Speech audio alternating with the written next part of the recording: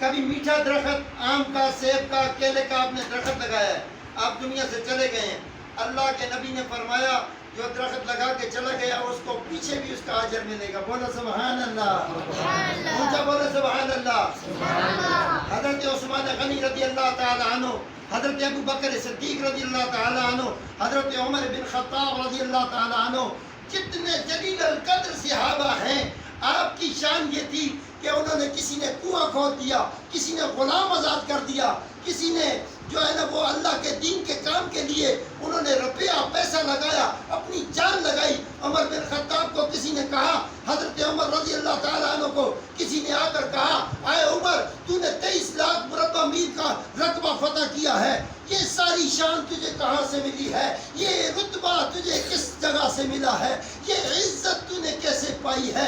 یہ شان تجھے کیسے ملی ہے؟ حضرت عمر بن خطاب رضی اللہ تعالیٰ عنہ فرماتے ہیں میں بتاؤں تمہیں عمر کو یہ مقام کیسے ملا، عمر کو یہ عزت کیسے ملی، عمر کو یہ شان کیسے ملی. حضرت عمر بن خطاب فرماتے ہیں عمر کی کوئی عزت نہیں تھی، عمر کا کوئی مقام نہیں تھا تو سرداروں کے خاندان میں سے.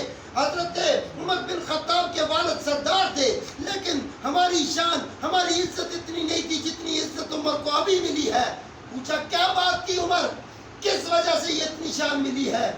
حضرت عمر بن خطاب فرماتے میں تو وہ تھا، میرے باپ نے مجھے کہا 9 اونٹ کھڑے ہیں، تو سردار کا بیٹا ہے، تو سردار کا بیٹا ہے، ان 9 اونٹوں کو لائن پہ کھڑا کر دے، ان 9 اونٹوں کو لائن پہ کھڑا کر. عمر بن خطاب فرماتے ہیں جب میں آگے والے اونٹ کو سیدھا کرتا تو پیچھے والا ٹیڑھا ہو جاتا، پھر ٹیڑھے اونٹ کو جا کے پھر اس کو سیدھا کرتا تو درمیان والا اونٹ جو ہے ٹیڑھا ہو جاتا.